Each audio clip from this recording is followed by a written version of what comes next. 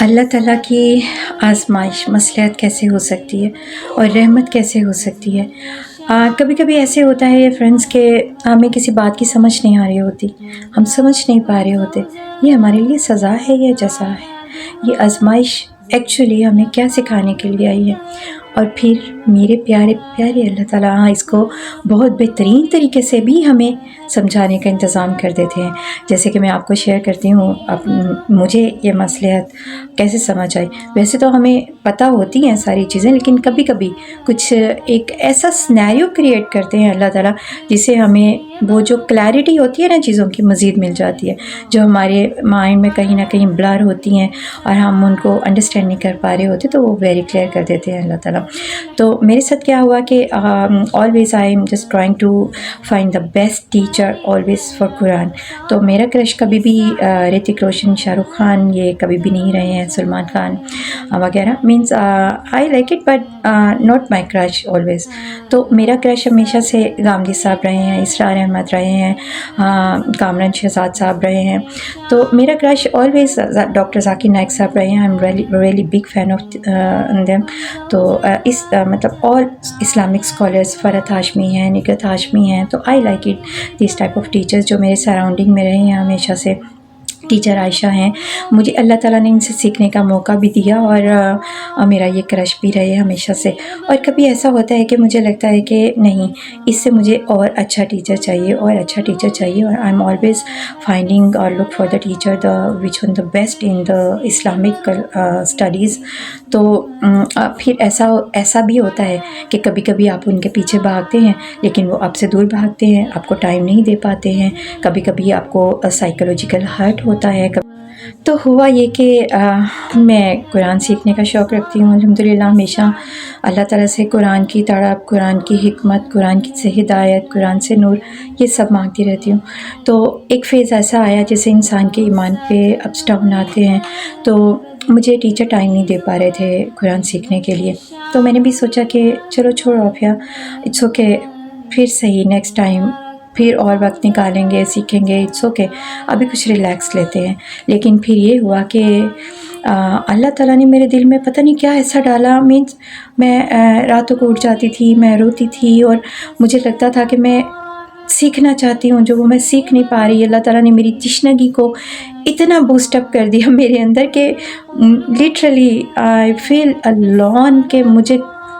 لگتا تھا کہ اتنے سارے لوگوں میں بھی میں بالکل تنہا ہوں اور بس میں دوڑ کے قرآن کے پاس جاؤں، سیکھوں۔ اور اس تڑپ نے مجھے مجبور کیا کہ میں دوبارہ سے ان ٹیچر سے رابطہ کروں کہ جو مجھے ٹائم نہیں دے پا رہے ہیں۔ تو I click again disturb again and again, I don't want to disturb any one but I want کہ قرآن کے لیے ہاں مجھے کرنا ہے، مجھے کرنا ہے۔ تو وہ چیزوں نے مجھے اور اللہ کے قریب کر دیا، میں اور سجدوں میں بڑھ گئی، میں تہجد میں اور بھرپور ہو گئی، دعائیں میری زیادہ شدت ہو گئی۔ تو ایک یہ آزمائش تھی، میں سمجھ نہیں پا رہی تھی اللہ تعالیٰ مجھے چاہ رہے ہیں کہ میں قرآن کی طرف لوٹ آؤں، میں کیوں اسے کہہ رہی ہوں کہ ٹھیک ہے ابھی میں ریلیکس لیتی ہوں۔ اللہ تعالیٰ چاہ رہے تھے کہ یہ پتہ نہیں تھوڑی سی زندگی ہے، یہ جلدی یہ بندی سیکھے۔ تو میری تڑپ اللہ تعالیٰ نے اس طرح سے بڑھائی اور مجھے اس کی طرف میں مبتلا کیا، اور میں دوبارہ سیکھنے کی طرف آئی، اور پھر اسی بات کو میں نے اس واقعے سے بھی سمجھا۔ تو پھر اللہ تعالیٰ نے اس بات کو بہت اچھے سے مجھے سمجھانے کا انتظام اپنے پیارے کلام سے ہی کیا، قرآن سے ہی کیا۔ تو جب وہ ٹیچر مجھے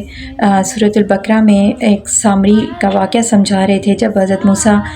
کو اللہ تعالیٰ نے بلایا اور پیچھے سے ان کی قوم جو ہے وہ ایک بچھڑے کی محبت ان کے دل میں تھی تو اس کی پوجا میں مبتلا ہو گئی اور اپنے اصل خدا کو چھوڑ دیا۔ تو جب وہ واقعہ مجھے سمجھایا جا رہا تھا، ایک نکتے کی بات،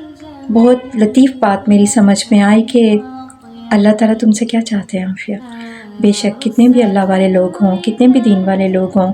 تمہیں ان کو اپنا کرش کرنا چاہیے، یہ صرف Allah only crush on you, only Allah ہی تمہارا کرش ہونا چاہیے اور اللہ کا کلام ہی تمہارا کرش ہونا چاہیے۔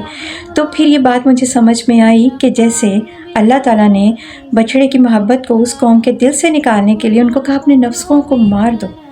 اور یہ کہا کہ اپنی ہی قوم کے لوگوں کو قتل کرو، مطلب تو دو طرح سے ہے نا، کہ اپنے ہی لوگوں کو قتل کرو مطلب اپنی جانوں کو مار دو، اپنے نفسوں کو، اپنی خواہش کو مار دو، تو اسی طریقے سے صرف اللہ کی محبت باقی رہ سکتی ہے تمہارے دل میں۔ تو پیارے دوستوں، ایکچولی سمجھانا میں یہ چاہ رہی ہوں کہ دیکھیں کبھی کبھی کسی واقعے سے ہمیں بات صحیح سمجھ میں آتی ہے، تو اللہ تعالیٰ کی طرف سے دی گئی سزا، وہ ہمارے محبوب ہیں، ان کی طرف سے دی گئی تھوڑی سی پنشمنٹ اگر ہمیں راہ راست پہ لے آتی ہے، تھوڑی سی آزمائش اگر ہمیں سیدھی راہ پہ ڈال دیتی ہے، تو وہ ہمارے لیے سراسر رحمت ہوتی ہے، وہ کسی مصلحت کے تحت ہوتی ہے، کیونکہ اللہ تعالیٰ ہی ہم سے بھی بہتر جانتے ہیں۔ تو پھر میں یہی کہوں گی کہ آپ بھی اپنے کسی ایسے واقعے کو یاد کریں جس نے آپ کو اللہ کے زیادہ قریب کر دیا ہو، جس نے آپ کے دل سے اس دنیا کی اور دنیا کے لوگوں کی محبت کو نکالا ہو، اور آپ اللہ کی طرف زیادہ جھک گئے ہوں، تو آپ شکر ادا کریں کہ اگر وہ واقعہ نہ ہوا ہوتا تو آپ شاید اللہ کے پہلے سے زیادہ قریب نہ ہو گئے ہوتے،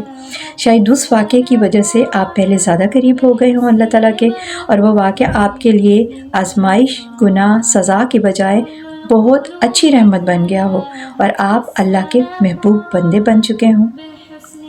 یاد کریں ایسے واقعے کو اور اللہ تعالیٰ کا شکر ادا کریں، اور اللہ کے نام سے اپنی راتوں کو روشن کریں، اپنی ظلمتوں کے اندھیروں کو